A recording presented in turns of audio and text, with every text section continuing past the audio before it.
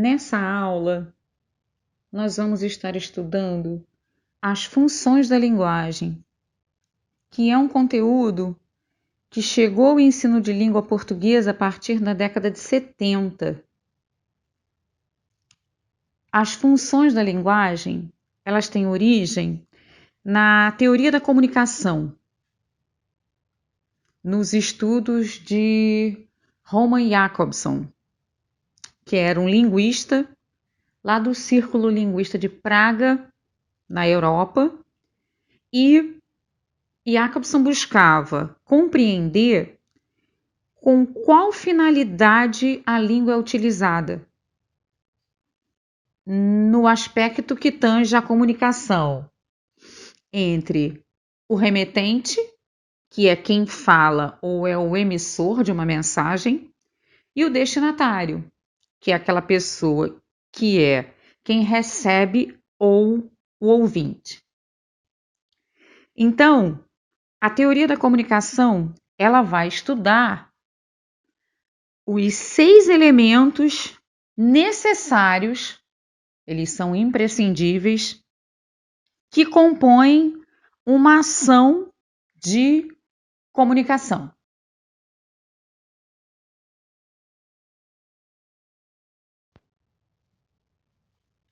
Como a gente pode ver no slide, o primeiro elemento é o emissor, aquela pessoa que estabelece a comunicação. O segundo elemento é a mensagem, que é exatamente a comunicação que é feita. O terceiro elemento é o receptor, que é quem recebe essa comunicação, e abrindo parênteses aqui para dizer que essa comunicação ela pode ser verbal ou não verbal, que tem a ver com linguagem verbal, linguagem não verbal, aquela que utiliza palavras, aquela que utiliza só símbolos ou desenhos. Então, a linguagem sempre pode ser verbal ou não verbal e a mista quando tem as duas coisas. Voltando. O quarto elemento seria o canal, o meio por onde essa comunicação é feita.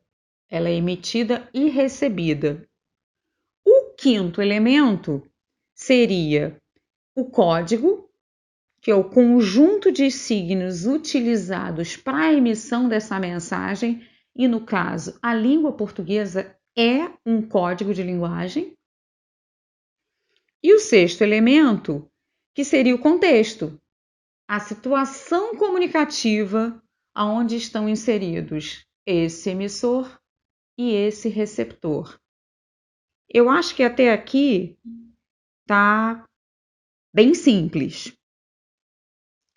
Bom, no próximo slide a gente vai ter um exemplo de uma comunicação que, além de ter esses 6 elementos que eu já citei, ela traz 2 outros elementos que são o feedback.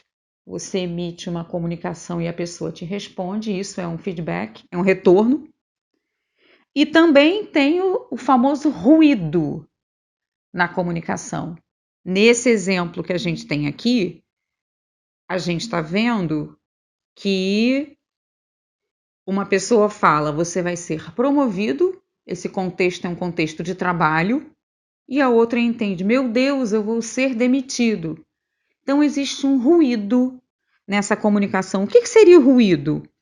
Quando algum problema, alguma interferência acontece e a mensagem não chega ao receptor da mesma maneira que ela saiu do emissor. Isso acontece muito.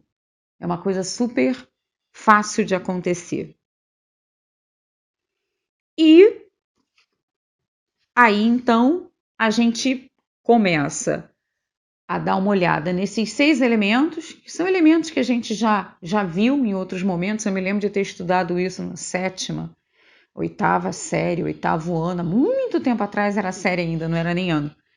E esses elementos da comunicação não são complicados. E eles são tão fáceis de entender e tão básicos para que se entenda como se faz uma comunicação, que é essa teoria da comunicação do Jacobson, que veio lá da Europa na década de 60, ele veio ao Brasil e trouxe esse estudo. Na década de 70, isso começou a ser utilizado no ensino de língua portuguesa. Bom, cada um desses 6 elementos da comunicação, que são o emissor, a mensagem, o receptor, o canal, o código e o contexto, eles correspondem a uma função da linguagem. E aí, o que acontece? Esses elementos, eles têm a ver com o foco ou a intenção dessa mensagem que está sendo veiculada. Então, assim, em cada situação de comunicação, a gente vai ver que existe um desses elementos predominantes. E o Roman Jakobson, então, ele elaborou a teoria das funções da linguagem. E elas são exatamente 6, porque elas são intrinsecamente ligadas aos elementos da comunicação.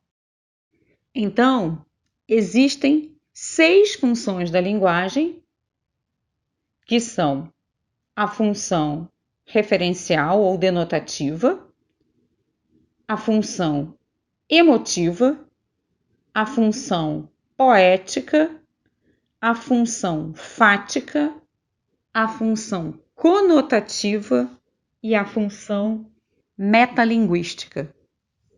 E agora nós vamos olhar cada uma dessas funções mais detalhadamente. Esse é o foco do nosso estudo de hoje. O importante era a gente fazer esse link, fazer essa conexão de cada elemento da comunicação a uma dessas funções da linguagem. As funções da linguagem são recursos comunicacionais que nos auxiliam a entender como que os atos comunicativos se organizam. E o conhecimento dessas funções nos proporcionam sempre uma comunicação mais eficiente.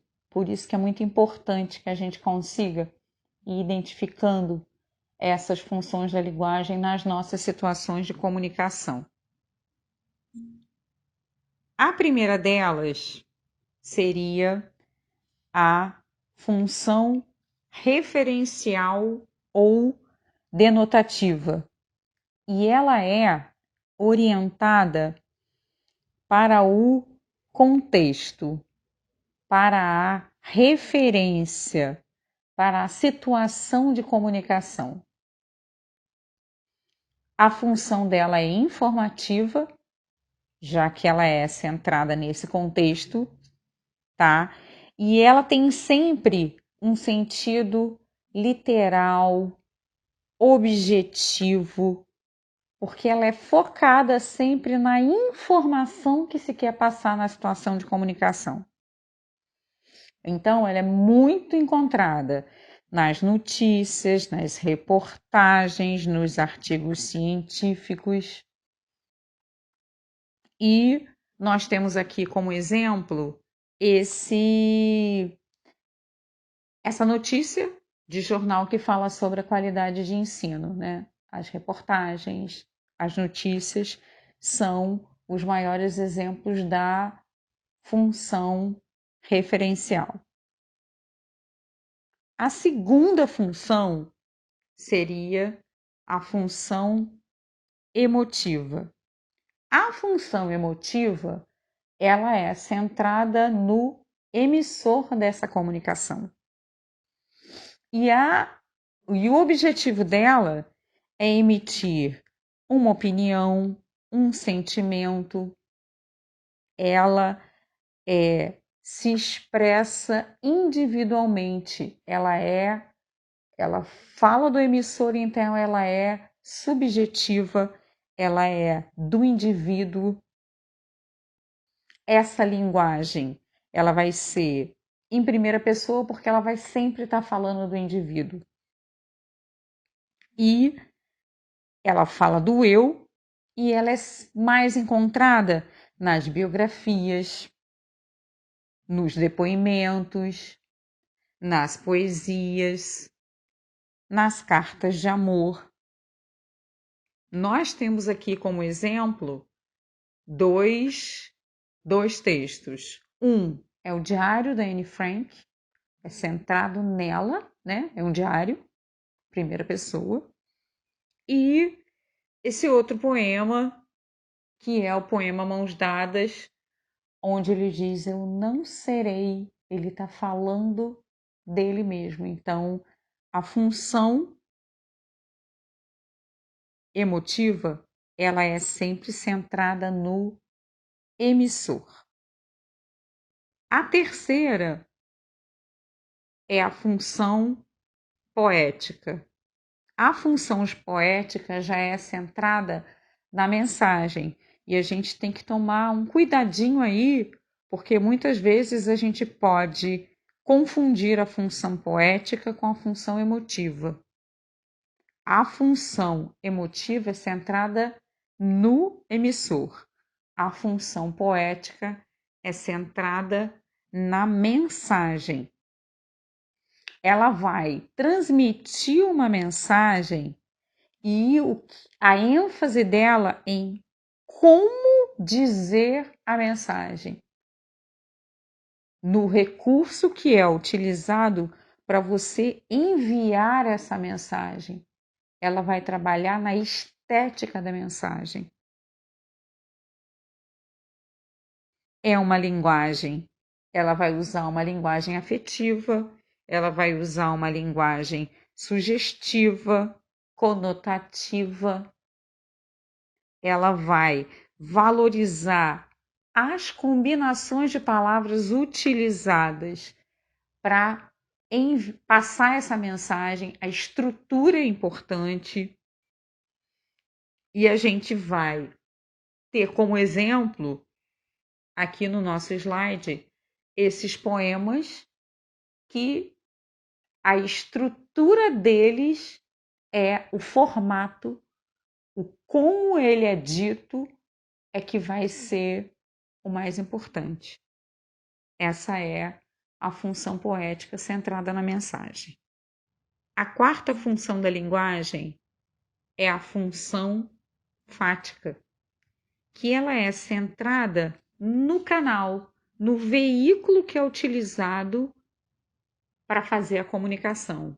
Ela tende a estabelecer a comunicação, é essa a função dela, e a testar o canal que é usado. Então, a gente vai ter, na linguagem dessa função fática, as interjeições, as onomatopeias. E aí, nesse exemplo que a gente tem exatamente uma situação de telefonema, numa situação de saudação. Aí é que é onde a gente mais evidencia essa função fática nesse canal da comunicação. A quinta função é a função conativa ou apelativa, que ela é orientada para o receptor, para quem está recebendo essa mensagem. Qual é a função dela?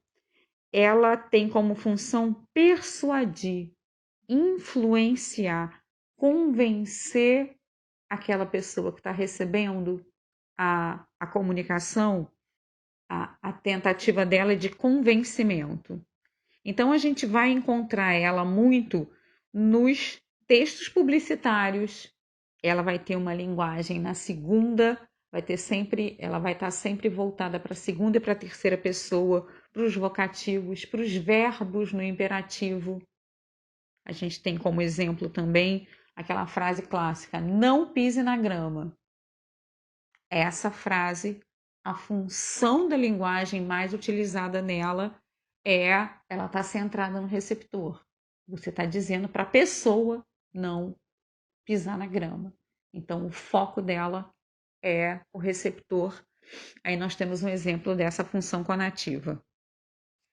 Os textos publicitários, os horóscopos, são todos voltados para o receptor. Textos religiosos, textos motivacionais.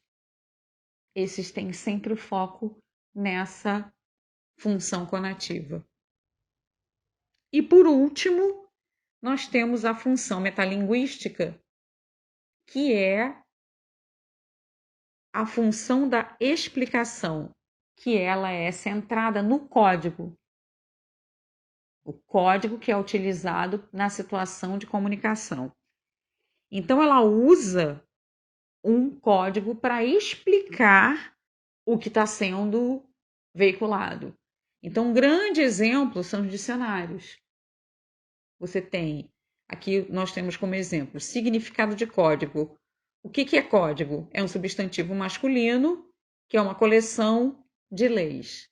Aí é o Código Penal. Então, a função metalinguística, ela vai ser sempre um texto que fala dele mesmo. Ela se explica. Então, a gente vai ter a poesia que fala da poesia, e isso a gente tem na nossa apostila. No caso de uma comunicação não verbal, a foto de uma pessoa fotografando. A função é essa metalinguística, porque você está falando, você está tirando uma foto de uma pessoa que está fotografando. É a linguagem falando dela mesma.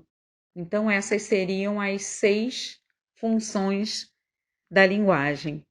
E nesse último slide, a gente tem as 6 funções, onde a fática ela estabelece um contato, a referencial informa, a que fala do eu é a função emotiva, não é a poética, tem um errinho aí. A função metalinguística explica, a função conativa influencia e a função poética valoriza a mensagem. Essas são as 6 funções da linguagem do nosso conteúdo de hoje. Nós vamos fazer, quando estivermos juntos, a gente vai fazer alguns exercícios e conversar melhor sobre eles. Deem uma olhada na nossa apostila que fala sobre isso. Está lá no Classroom, para vocês darem uma olhada para a nossa próxima aula. Quando nós tivermos encontro, a gente vai conversar exatamente sobre isso. Nos vemos na nossa aula síncrona. Até lá!